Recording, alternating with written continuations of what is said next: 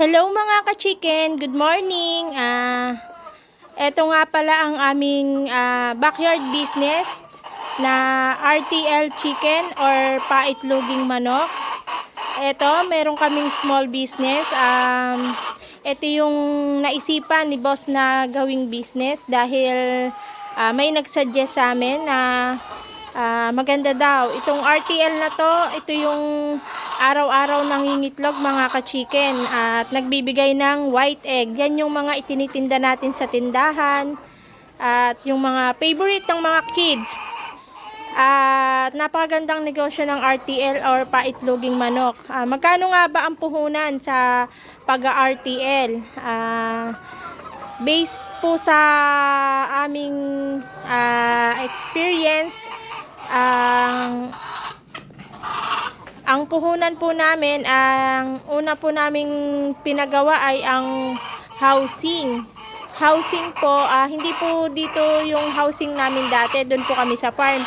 Nagkagasta po kami or nagkagastos kami ng 40,000. Lahat-lahat na po yun, materials, pati bayad po. And then, kailangan kasi yun po housing. And then, sa battery cages po tulad nyan, ay for 200 heads na po yan. Cover niyang ganyang kalaki ay 30,000 po. And then yung RTL chicken naman po ay 78,000. Pero last year pa po yan. Last year pa po namin binili yan. Magi 11 months na po yung aming RTL chicken. And then na-consume po namin na feeds ay nasa 15,000 po yung na-consume namin bago sila mangitlog. And then for 1 month na po yun yung 15,000. And then yung mga vitamins lang po tulad ng Vitamin Pro. Yes, B! Ay, meron po akong bisitang bata. Yun naman pong vitamins is 500 lang po. Kailangan po kasi vitamins once na dumating po yung RTL.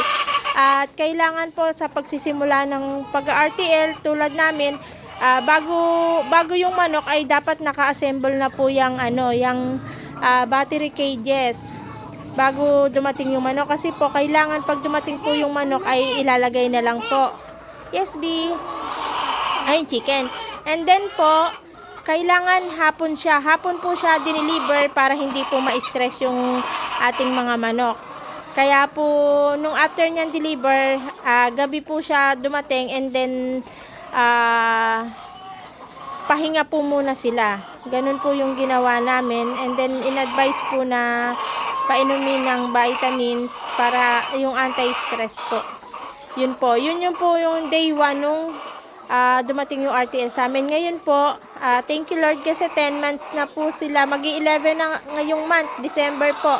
11 months na po yung RTL namin at still napakaganda po ng egg production.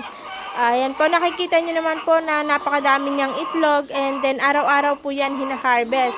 Sa mga gusto po ng small business, mag-start po tayo sa maliit, ay maganda po itong pag-RTL or paitloging manok. Pwede po yan sa farm kung gusto nyo po ng malawak or madaming alaga, or kung gusto niyo naman po sa bahay lang ay pwede na sa backyard nyo po ay pwede. Basta po malayo po sa mga kapitbahay ay pwede naman po ang pag-RTL. Basta araw-araw po natin lilinisin. Napakaganda po ng negosyo na to dahil magbibigay po sa atin ng hanap buhay to araw-araw. Ayan po, madali lang naman po siyang alaga at papakainin lang po natin yan sa umaga, and then sa hapon din po. Ayun, twice lang po kami nagpapakain ng RTL. Umaga at hapon. Pero depende naman po sa inyo kung 3 times a day or twice lang po. Nasa sa inyo po yon. Kaya po, ayan po. Ganyan po siya mangitlog sa araw-araw mga ka-chicken. Makikita nyo, napakadami niyang egg. Sa umaga po nangingitlog yan. Ayan po. Yun lang po mga ka-chicken. Salamat po sa panonood.